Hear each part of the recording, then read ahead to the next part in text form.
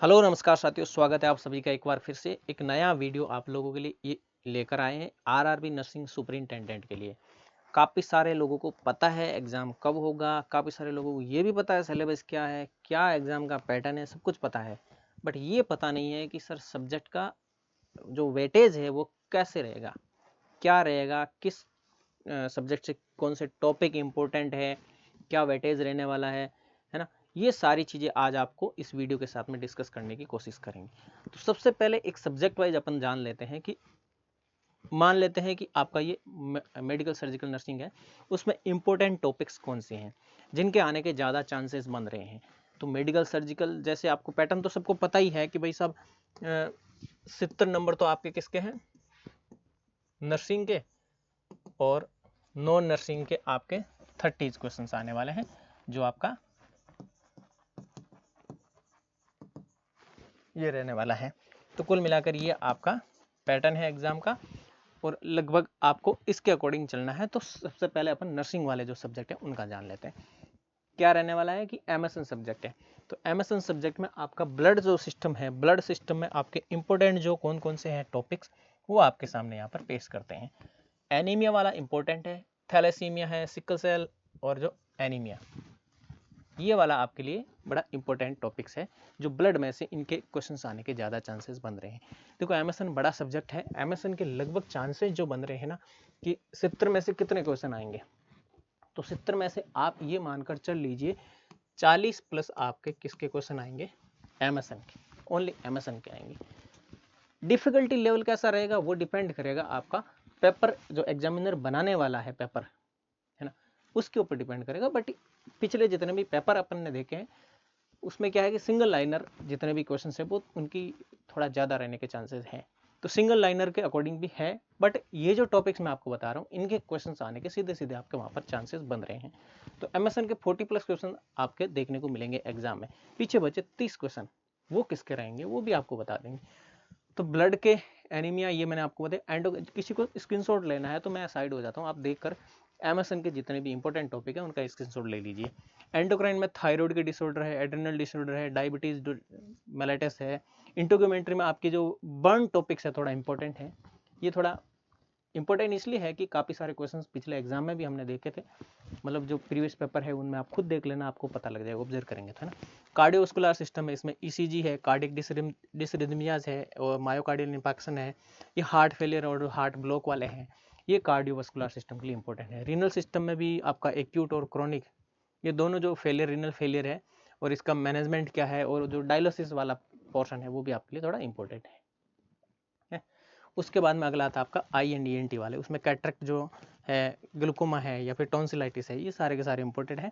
और जो nervous system है उसमें आपका GCS जैसे ग्लास्कोकोमा स्कोल है, क्रेनियल नर्व्स है, मेनिंजाइटिस है, या फिर एपिलेप्सी, स्ट्रोक वगैरह, पार्किंसोनिज्म है, माइस्थेनिया ग्रेविस है, और जो हेड इंजरी और जो इंट्राक्रेनियल प्रेशर वाला जो टॉपिक्स है ये थोड़ा आपके लिए इंपॉर्टेंट है। तो कुल मिलाकर इन सिस्टम के आप देख लीजिए, ये थोड़े इंपॉर्टेंट है। इसके बाद में अगले जो एमएसएन के सिस्टम आते हैं वो आपका रेस्पिरेटरी सिस्टम है, उसमें पल्मोनरी फंक्शन टेस्ट, PFT वाला, COPD chronic obstructive pulmonary disease है, अस्थमा वाला है आपका, और जो निमोनिया वाला है ना। ये रेस्पिरेटरी के थोड़े इंपॉर्टेंट टॉपिक्स है, इन पर थोड़ा ध्यान इसलिए दीजिएगा क्योंकि ये आने वाले एग्जाम में लगभग बड़ा अपना रोल अलग से निभाते हैं, इसलिए इनको थोड़ा सा अच्छे से पढ़ कर जाइएगा, है ना। अगर ये सारे जो टॉपिक्स बता रहा हूँ आप पढ़ कर गए तो यकीन कीजिएगा आप इस एग्जाम को क्रैक कर पाएंगे। GI सिस्टम जो आपका है उसमें पेप्टिक अल्सर डिजीज है, अपेंडिसाइटिस है, हर्निया है, पेनक्रियाटाइटिस है, हेमराइड्स है, और जो लीवर सिरोसिस है, ये थोड़े इंपॉर्टेंट टॉपिक्स है, इनका भी आप स्क्रीनशॉट ले सकते हैं। और जो मस्कुलो स्केलेटल सिस्टम उसमें फ्रैक्चर और अर्थराइटिस, ये थोड़े इंपॉर्टेंट है। बाकी खूब इसकी जो है मस्कुलो में भी बेसिक चीज़ें भी पूछी जाती है, बट वो अपने साथ में एक जनरल साइंस का और उन्होंने सब्जेक्ट ऐड कर रखा है जिसके 10 क्वेश्चंस आने वाले और 10% उनका वेटेज रहने वाला है। तो इसलिए ये चीज़ तो इसमें है ही। जनरल साइंस में वो क्या पूछेंगे, जनरल साइंस में आपसे वही चीज़ पूछेंगे कि आपके शरीर में हड्डियाँ कितनी है, बोन कितनी है, कौन सी स्ट्रॉन्गेस्ट बोन है, वो चीज़ें उसमें भी पूछेंगे। तो आप ऐसा समझ लीजिए कि वो जनरल साइंस का है, या फिर इसका भी समझ लीजिए कि मस्कुलो का है ना। तो वो आप कैसे उसको को रिलेट करते हो आप अपने हिसाब से देख सकते हो। ओंको में ग्रेडिंग है, स्टेजिंग और जो स्क्रीनिंग है, लिकोमिया है, मल्टीपल माइलोमा है, सर्विक्स है, ब्रेस्ट और लंग और कैंसर, लंग कैंसर, ये सारे के सारे क्या है थोड़े इंपॉर्टेंट टॉपिक्स हैं। इनको आप पढ़कर जाएंगे तो अच्छे से मज़ा आ जाएगा आपको, है ना। फिर आता है फंडामेंटल ऑफ नर्सिंग। ये एक प्रैक्टिकल सब्जेक्ट है और ये प्रैक्टिकल सब्जेक्ट होने के साथ साथ में क्या काम करता है, इसके क्वेश्चन बेसिक से, क्योंकि ये आप ड्यूटी करेंगे, मतलब ड्यूटी के लिए जितना ये सब्जेक्ट आपके एग्जाम के लिए इंपॉर्टेंट है उतना का उतना आप जब ड्यूटी करेंगे तो आपके लिए ये सब्जेक्ट थोड़ा इंपॉर्टेंट है ना। ये चीज़ तो आप थ्योरी वहाँ कर आओगे, वो काम अलग हो गया, इसी को आप वहाँ पर अप्लाई करोगे, ये और अलग काम हो गया। फंडामेंटल ऑफ नर्सिंग में एसिड बेस इम्बेलेंस वाला, जितनी भी ट्यूबिंग्स होती है वो वाला, पोजिशंस है, ब्लड ट्रांसफ्यूजन है, ऑक्सीजन और जो ड्रग्स एडमिनिस्ट्रेशन होता है उनका, फ्लूइड इलेक्ट्रोलाइट इम्बैलेंस है, सीपीआर है, बेड सोर है, और नर्सिंग एथिक्स है, लीगल इश्यूज होते हैं, नर्सिंग के प्रोसीजर जितने भी वो सारे आप याद कर लीजिएगा। कुछ सूचर्स हैं वो भी आप याद कर लीजिएगा, उनको थोड़ा अच्छे से घोट लीजिएगा, ताकि ये आप लोगों के लिए थोड़े इंपॉर्टेंट है, इसलिए फंडामेंटल का आपको मैंने बता दिया। खूब सारे और भी टॉपिक्स है बट उनका आएगा, लेकिन जो महत्वपूर्ण जो टॉपिक्स है वो आपको इस वीडियो में बताने की कोशिश कर रहा हूँ। अब फंडा के कितने क्वेश्चन आएंगे, 40 मैंने उसके बता दिए, पीछे 30 बच्चे हैं, तो फंडा के लगभग आप मान लीजिए 7 से 8 क्वेश्चन इसके आ जाएंगे। सिंगल लाइनर ही आएंगे, ज्यादा इतना डीप में नहीं आएगा फंडा का, कोई प्रायोरिटी बेस्ड वाला ना आपको नहीं पूछेगा, कोई प्रोसीजर के इतने डिटेल में नहीं जाएंगे, क्योंकि पिछले एग्जाम के हिसाब से देख सकते हैं। फिर आपको पता नहीं क्या कह सकते हैं, भाई आरआरबी है, अपना पैटर्न चेंज कर सकता है ना।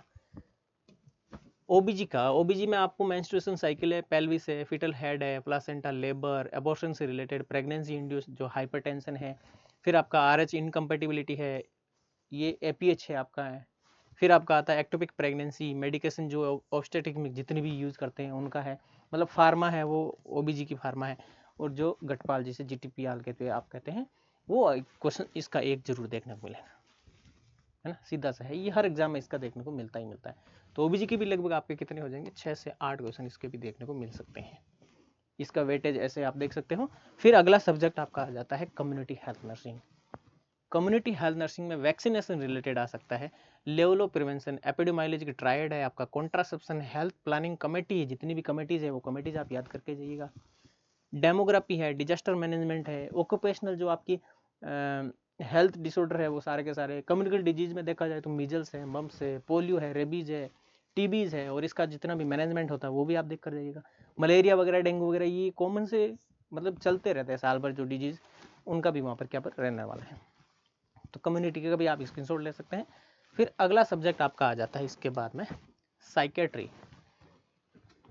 ईसीटी से रिलेटेड 1-2 क्वेश्चन देखने को मिल सकता है, और साइकेट्री के लगभग कितने 3 से 4 क्वेश्चन, 4 हाईएस्ट बता रहा हूँ पर इतने आ सकते हैं, है ना। साइको फार्माकोलॉजी है, साइकोथेरेपी है, सिजोफ्रेनिया के, मेनिया और डिप्रेशन के, ग्रिफ है, एडीएचडी है, अटेंशन हाइपरटेंशन डिसऑर्डर वाले, है ना।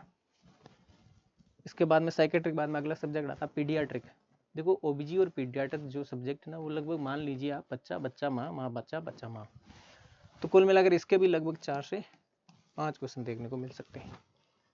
पीडियाट्रिक के हो गए आपके, ग्रोथ एंड डेवलपमेंट के देखने को मिलेंगे, फंटानेल है, अपगार स्कोर का, रिफ्लेक्सेस जितने भी है, केएमसी हो गई आपकी, ब्रेस्ट फीडिंग का हो गया, डेवलपमेंट माइलस्टोन है, या फिर जो न्यूनेटल रिससिटेशन है, पेडिग्री और जो क्रोमोसोमल डिसऑर्डर होते हैं पीडियाट्रिक में जितने भी, जैसे एनटीडी है, हाइड्रोसिफलस है, सिलिक डिजीज है, पाइलोरिक स्टेनोसिस, हर्चस्प्रिंग डिजीज है, क्लेफ्ट लिप एंड पैलेस है, इंटुसेप्शन है, डायरिया, डिहाइड्रेशन, सिस्टिक फाइब्रोसिस, और जो फिजियोलॉजिकल एंड पैथोलॉजिकल जो जॉन्डिस होता है, और जो आपकी एसाइनोटिक और साइनोटिक हार्ट डिजीज होती है, और जो टेट्रालॉजी ऑफ फेलोट होता है, रूमेटिक फीवर, तो कुल मिलाकर ये आप लोगों के लिए पीडियाट्रिक में इंपॉर्टेंट है, इनका स्क्रीनशॉट ले सकते हैं आप।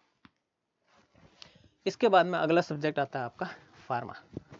फार्माकोलॉजी के देखो 3 से 4 क्वेश्चन इसके भी देखने को मिल सकते हैं। इंट्रोडक्शन, बेसिक टाइप्स कितने होते हैं फार्मा के, कंपोनेंट्स कितने हैं, वो इस टाइप का बेसिक सा पूछा जा सकता है। एस्प्रिन, एड्रेनलिन, नसेट्स है, एट्रोपिन सल्फेट है, लिथियम, एंटीडोट, जितने भी है सारे के सारे आप एंटीडोट तो जरूर याद कीजिएगा, क्योंकि एक क्वेश्चन तो इसका देखने को परफेक्ट मिल सकता है। सेडेटिव होते हैं जितने भी, इंसुलिन है, थियोफाइलिन, साइकोफार्माकोलॉजी, है ना, एंटी हाइपरटेंसिव ड्रग्स है, एंटी ट्यूबरकुलर मेडिकेशन है। देखो टीबी का टॉपिक्स आपका कम्युनिटी में भी पढ़ा था, उसकी ड्रग्स आप पढ़ेंगे तो एंटी ट्यूबरकुलर है जितनी भी, वो भी आप साथ में याद कर लीजिएगा। एंटी एपिलेप्टिक ड्रग्स है, ये भी आप साथ में पढ़ लीजिएगा। ये थोड़े बेसिक से मैंने आपको चीज़ें बताने की कोशिश की है। और इसके बाद में आता है आपका नॉन नर्सिंग का जो पोर्शन है, जीके एंड जीएस के 10 एंड 10, ये 20 नंबर का पोर्शन रहने वाला है। उन्होंने साफ साफ पहले ही सब्जेक्ट में बता रखा है। अब जनरल साइंस है, उसके अंदर ऐसा मान लीजिए आप बायोलॉजी के स्टूडेंट है तो आपको तो पता ही है। अब कोई नॉन मेडिकल पहले सब्जेक्ट, जैसे वो आर्ट्स से किसी ने कर रखा है, जीएनएम कर रखा है, पोस्ट बीएससी कर रखा है, या फिर जो मैथमेटिक्स से उसने एडिशनल बायोलॉजी लेकर फिर से नर्सिंग की है, तो वो अलग बात है। बट अगर किसी ने डायरेक्ट बायोलॉजी से करके इसको क्रॉस किया है नर्सिंग को, तब उन लोगों के लिए जनरल साइंस तो बेसिक सी चीज़ है, ऐसा समझ लीजिए। फिर भी आपको जनरल साइंस में कुछ चीज़ें ऐसी याद रखनी है, मैं बता देता हूँ। जनरल साइंस के अंदर आप बायोलॉजी जो सब्जेक्ट है उसके ह्यूमन बॉडी से रिलेटेड जितने भी टॉपिक्स होते हैं उनका बेसिक आप एक बार जरूर कवर कर लीजिए। एनिमल से रिलेटेड उनका हो सकता है कोई साइंटिस्ट नेम भी पूछा जा सकता है ना। प्लांट्स है, किसी प्लांट्स का भी पूछा जा सकता है। डिजीज मतलब नॉर्मल डिजीज, अपनी जो मेडिकल डिजीज है वो तो ठीक है, लेकिन कुछ चीज़ें ऐसी भी होती है, उन चीज़ों की आप साथ में, जैसे करंट की कोई इश्यूज होते हैं, है ना, वो चीज़ें। न्यूट्रिशन रिलेटेड, देखो न्यूट्रिशन सब्जेक्ट उसमें नर्सिंग में तो है ही, पर उसको जनरल साइंस में आप काउंट कर सकते हो। बेसिक सी चीज़ें आपको न्यूट्रिशन की पूछी जाएगी। फिजिक्स में जैसे ग्रेविटी है, ऑप्टिक्स है, लो एंड जो प्रिंसिपल्स हैं, वर्क कार्य से रिलेटेड, पावर एंड एनर्जी, उनके भी मतलब पूछे जा सकते हैं। एक दो क्वेश्चन आ सकते हैं कुल मिलाकर फिजिक्स के। और केमिस्ट्री के एटॉमिक स्ट्रक्चर है, केमिकल बॉन्डिंग है, ऑर्गेनिक केमिस्ट्री, ये पूछा जा सकता है आपको। ये होगी जनरल साइंस की, जिसके आपको 10 क्वेश्चन आपको देखने को मिलेंगे एग्जाम में। 10% इसका सीधा सीधा प्रभाव आपके पेपर पर रहने वाला है। जनरल नॉलेज, जनरल अवेयरनेस, उसमें क्या रहने वाला है? हिस्ट्री।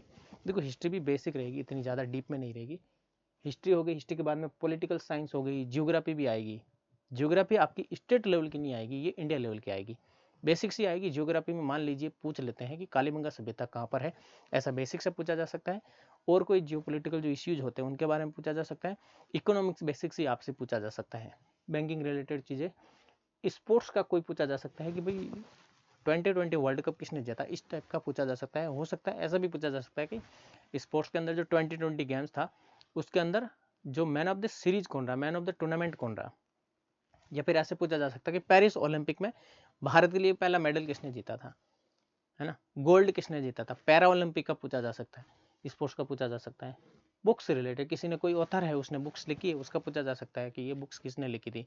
किसी को कोई अवार्ड मिला है, अवार्ड का भी लिखा जा सकता है ना। करंट इश्यूज रिलेटेड जो कि आपके नेशनल इश्यूज रहते हैं वो रहेंगे, आपके इंटरनेशनल कोई भी ऐसा नहीं रहेगा इंटरनेशनल का। तो कुल मिलाकर ये था आपका जीके एंड जीएस का।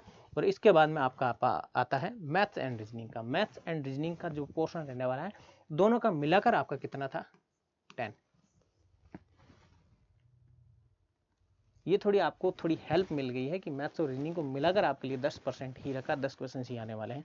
और रीजनिंग के भी लगभग मेरे अकॉर्डिंग आपको बता देता हूँ 6 क्वेश्चन रीजनिंग के रहने वाले हैं और 4 क्वेश्चन आपके मैथ्स के रहने वाले हैं। मैथ्स में जो प्रॉफिट एंड लॉस, इसको थोड़ा घोट लीजिएगा। रेशियो का है, परसेंटेज का है, टाइम एंड डिस्टेंस है, नंबर सिस्टम है, और उसके बाद में एवरेज आता है, कंपाउंड इंटरेस्ट। ये आपके मैथ्स के टॉपिक रहने वाले, इंपॉर्टेंट बता रहा हूँ मैं ना। सिलेबस तो खूब लंबा चौड़ा है, बट जो इंपॉर्टेंट है एग्जाम आने के चांसेस बन रहे हैं उसके अकॉर्डिंग आपको बता रहे हैं।